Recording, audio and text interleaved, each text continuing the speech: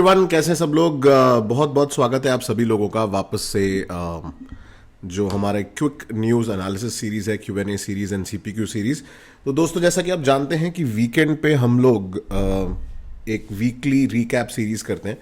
तो आज ये पिछले हफ्ते के जो इंपॉर्टेंट न्यूज़ आइटम्स हैं उसका रिकैप तो है ही, साथ साथ हम लोग पूरे वीकेंड में जो जो इंपॉर्टेंट न्यूज़ आई है उसको रिकैप करेंगे अलॉन्ग विद MCQs। तो MCQs बेस्ट तरीका होता है रिवाइज करने का और करंट अफेयर्स को भी कवर करने का। मंडे टू फ्राइडे हम लोग क्विक न्यूज़ एनालिसिस करते हैं, जैसा कि आप जानते हैं, Q&A सीरीज।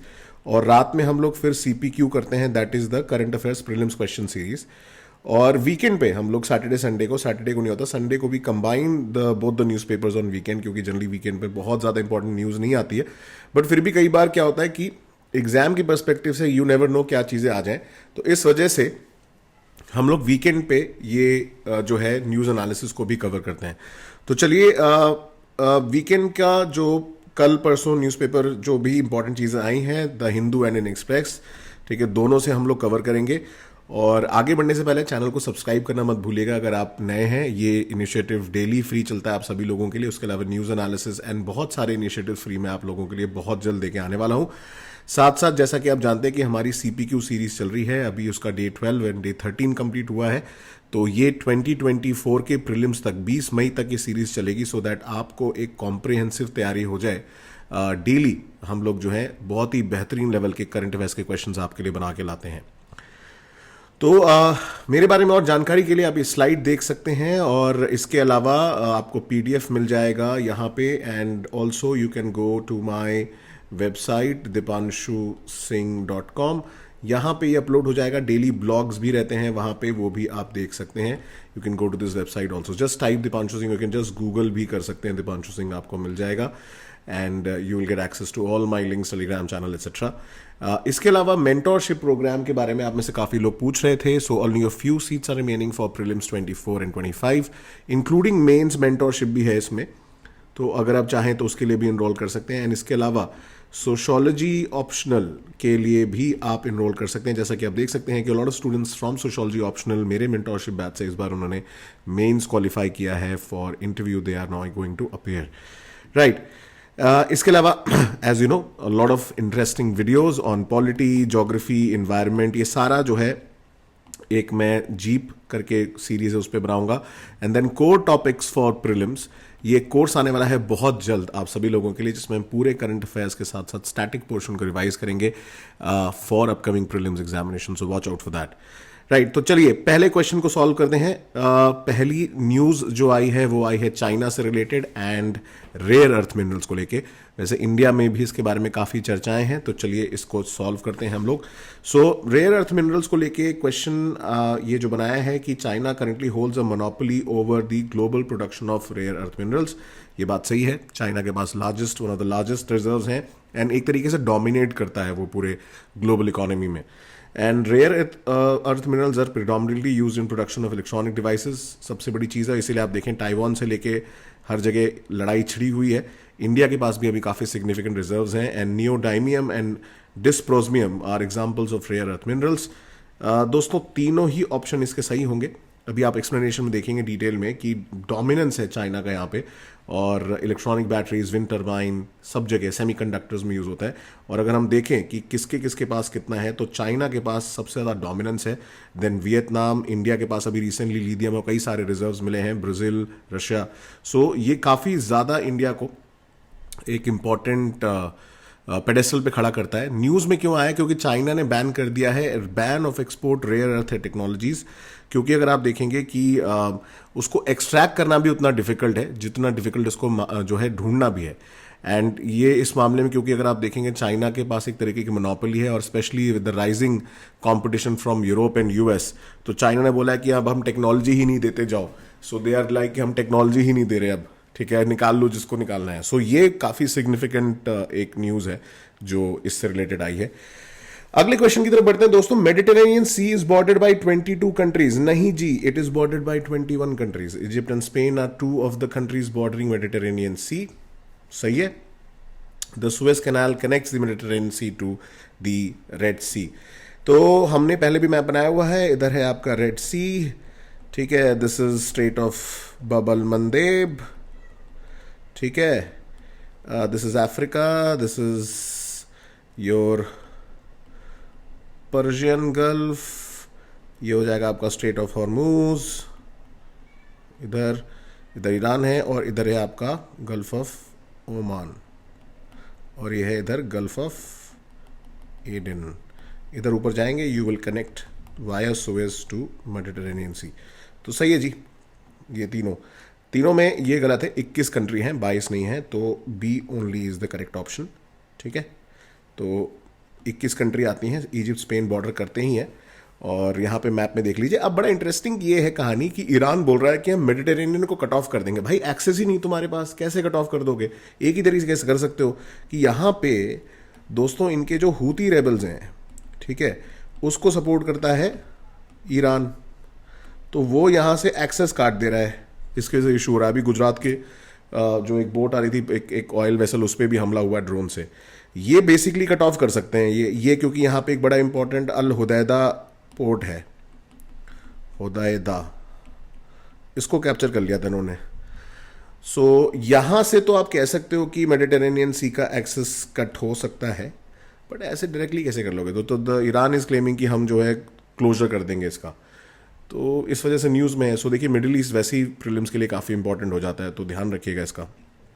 अगला बोल रहा है executive board of UNESCO consist of representatives of 58 member countries. ठीक है जी।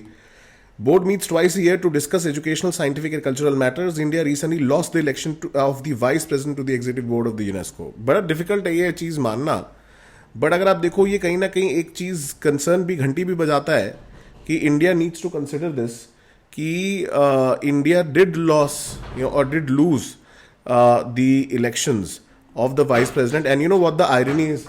The irony is that we lost it with to Pakistan. Yes, it is true, hard to digest but it is true. और board meet करता है, we lost the election, 58 member country हैं, see all 3। देखिए आप, ये एक एडिटोरियल आया है इंडियन एक्सप्रेस में, सैटरडे को हमने कवर किया था, तो उसमें है कि इंडिया लॉस्ट द इलेक्शन, ठीक है, Pakistan defeated it by 38 votes to 18। आप सोचो, एंड मतलब ये 12 India is a part of 12 member Asia Pacific group, और जब एशिया पैसिफिक ग्रुप में क्या हुआ कि कोई कंसेंसस नहीं बना, तो यूनेस्को के रूल के अंदर ये होता है कि entire 58 member board will vote. अब उसमें 38 वोट पाकिस्तान को मिल गए, जो कि आप देखो कंट्री खत्म हो चुकी है, लेकिन वो भी जीत गया ये। तो ये अपने आप में कि हमें ग्लोबल एजेंडा के साथ ये सारी चीज़ों का भी ध्यान रखना चाहिए कि भाई बाकी सब जगह क्या चल रहा है। So we lost a very important position at UNESCO, so very important for exam. उसके अलावा डिवाइन स्कीम के बारे में आया है कि ये फोकस करती है providing vocational training to differentially abled individual. It is a central government initiative in India, and under the scheme beneficiaries also receive a monthly stipend for sustenance. तीनों स्टेटमेंट दोस्तों गलत हैं, क्योंकि डिवाइन स्कीम जो है ये नॉर्थ ईस्ट के लिए बनी हुई है, नॉर्थ ईस्ट के लिए स्टैब्लिश की गई है। ये नॉर्थ ईस्ट के लिए बेसिकली बनी हुई है, सेंट्रल गवर्नमेंट इनिशिएटिव तो नहीं है, बिकॉज यहाँ पे आप देखेंगे development and focus of the north eastern development के लिए स्कीम है डिवाइन जो है। सो ऐसी कोई स्कीम नहीं है जो वोकेशनल ट्रेनिंग से रिलेटेड है, एंड सो इसमें ऐसा कोई डिवाइन में अगर आप देखोगे नाम बहुत सारे कम लोग जानते हैं कि ऐसी कोई स्कीम नहीं है। बेसिकली ये स्कीम स्टैब्लिश की गई थी development of the north east, ठीक है। सो डोनेर जो एरिया है उसके लिए आप देखोगे इसका नाम रखा गया, एंड बेसिकली आप देखोगे the meeting comes in the wake of the review of the PM that scheme is yet to take off despite adequate funds. Actually क्या होता है, इसका डीपीआर इशू हुआ था और अप्रूव हुआ था, लेकिन इतने सारे प्रोजेक्ट के अप्रूवल के बाद भी आप देखोगे जो एलोकेट किए गए हैं मणिपुर को, उसमें आप फिर भी आप देखेंगे बहुत सारे project has not been taken off. तो इसमें डायरेक्टली क्या होता है कि अब ऑब्वियसली डेवलपमेंट इसमें रेशियो होता है sharing of the funds between the center and the state, but projects have not been able to take up. So divine बहुत सारे लोग शायद नहीं जानते होंगे, but डोनेर मिनिस्ट्री इसको हैंडल करती थी, and so development of the north east. So this is for the development initiative for the north eastern region से ये नाम है, ठीक है। तो ये बहुत सारे लोगों को नहीं पता है इसके बारे में। So development of north eastern region, divine से मेजरली लगेगा लोगों को कोई रिलीजियस रिलेटेड स्कीम है, नहीं। Next is Maternity Benefit Act India provides a 26-week paid leave to women employees. applies to all the establishment employing 10 or more employees. It also mandates crash facilities. So तीनों statement सही है. इसमें actually all three होगा, ठीक है, and 10 और मोर employees. नीचे अभी रिसेंटली न्यूज में क्यों आया है, क्योंकि women and child development ministry ने बोला है कि वो 17,000 क्रैश फैसिलिटी जो है वो आंगनवाड़ीज में सेटअप करने जा रहे हैं. एंड ये मैटरनिटी बेनिफिट के अंदर आप देखेंगे एक मैंडेटरी प्रोविजन है कि एम्प्लॉयर्स को सेटअप करना है. सो यूनियन मिनिस्ट्री ने ये एक स्टेप लिया है कि आंगनवाड़ी सेंटर्स में अगर आप देखें 13.87 लाख आंगनवाड़ीज हैं, मिनी आंगनवाड़ीज हैं, तो अंडर दी पालना स्कीम, ठीक है, ये भी याद रखिएगा, पालना स्कीम के अंदर. सो पालना बेसिकली पालना होता है ना, झूला झुलाना या पालना, वैसे उसी से रिलेटेड ही है, याद रखिएगा. अगला, constitutional bench in the supreme court of India consist of at least 5 जजेस. Supreme such benches are set up to deal with dispute involving the interpretation of the constitution. बात तो वही है भाई, कॉन्स्टिट्यूशनल इंटरप्रिटेशन के लिए है, मैटर ऑफ लॉ. और Chief Justice of India has the sole discretion to constitute. देखो ultimately CJI is the master of the roster, आपको याद है, उनको ही पता होता है कि किसको सेटअप करना है, कैसे सेटअप करना है. तो कॉन्स्टिट्यूशनल बेंच तो देखो ऐसी होती है. एंड बेसिकली इसमें क्या है कि वैसे तो आप देखिए डिस्क्रिशन इनका इसलिए है क्योंकि ultimately what happens is that he decides everything, but उसके अलावा फिर रजिस्ट्रार होते हैं, उसको इशू करते हैं, बट डिसीजन उनका ये होता है. So it will be actually all three, to be honest, ठीक है, उनका ही डिसीजन होता है. And all three is statement correct, because factors बहुत सारे हो सकते हैं, बट अल्टीमेटली डिसाइड तो वही करते हैं ना, अथॉरिटी तो उन्हीं की होती है.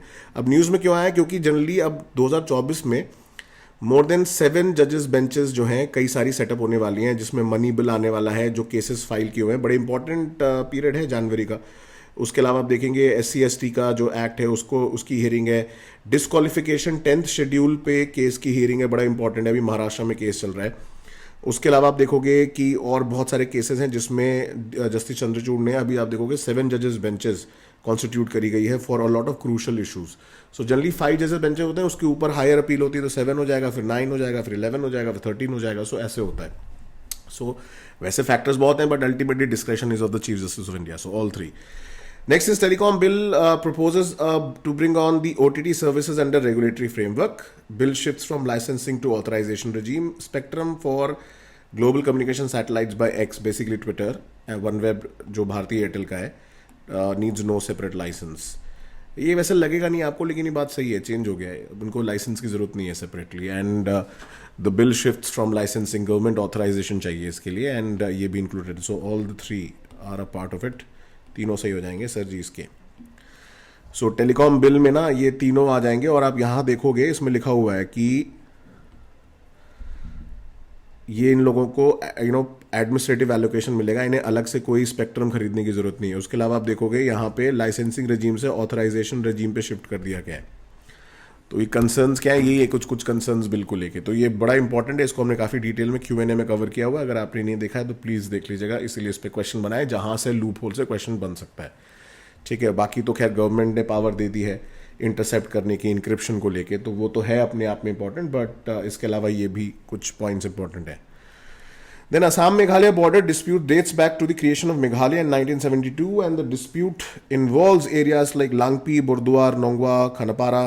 सुप्रीम कोर्ट ने इसके ऊपर फाइनल वर्डिक्ट दिया हुआ है. सुप्रीम कोर्ट ने कोई वर्डिक्ट नहीं दिया हुआ है, और एरिया लांगपिन है, बट बहुत सारे एरियाज इसमें नहीं है. ऐसे डिस्प्यूट तो काफ़ी पुराना है, तो technically only A is the correct answer. So Langpih district के अलावा और भी डिस्ट्रिक्ट्स हैं, and they have a very big border. So 12 disputed sector हैं along there 884.9 kilometre boundary. And इसमें एक सेटलमेंट अग्रीमेंट साइन हुआ था in the presence of Amit Shah ji, but अभी इसमें आप देखोगे एक फाइनल अभी डिस्प्यूट को लेकर रिपोर्ट सबमिट होनी है बाय December 31, तो उसका टाइम थोड़ा जो है एक्सटेंड कर दिया गया है. सो उसके अलावा काफ़ी सारे विलेजेस में इनके. सो असम देखिए ऐसा बना है कि उसका ऑलमोस्ट हर नेबरिंग स्टेट के साथ डिस्प्यूट है ही है, एंड बाउंड्री डिस्प्यूट है, क्योंकि वो बिल्कुल बीचों बीच में है. सो वो एक प्रॉब्लम है यहाँ पे. आप देखिए कि Assam is in the middle, ठीक है. यहाँ पे मान लीजिए इधर है मेघालय, उसके नीचे इधर आ जाएगा त्रिपुरा, इधर आ जाएगा फिर मिजोरम, फिर आ जाएगा मणिपुर, फिर आ जाएगा नागालैंड, फिर ऊपर आ जाएगा अरुणाचल. तो ऐसे करते करते इधर फिर वेस्ट बंगाल, एंड देन इधर सिक्किम.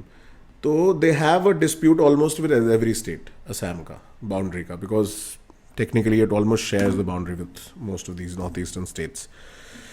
चलिए, so tribunals in India are not bound by the procedure laid down in the Code of Civil Procedure 1908. सही बात है भाई, मतलब तभी इनको थोड़ी फ्लेक्सिबिलिटी मिल जाती है.